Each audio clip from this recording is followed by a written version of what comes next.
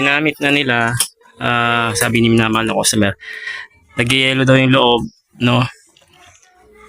And then, hindi na malamig sa baba. Siyempre, marami na tayong upload na ganito. Nag-yellow yung taas. Siyempre, napablock niya yung daanan dito. So, hindi lalamig dito sa baba. Ganun nangyayari doon, no? So, ang step nyo gagawin lagi, yung fan. So, titingnan natin kung matigas, no? Pag matigas to, sigurado, isa to sa dahilan. Okay, matigas, oh. Matigas. Dapat pag ginanito may iikot na. So, ano natin? Laruin natin. Yun. Okay.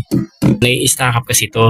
Pagka hindi nyo ginamit kasi na matagalan to, may stack up. So, ginawa na natin ng paraan yan. And then, yung thermodisc, pinalitan na rin natin para sureball tayo. No? Big, no?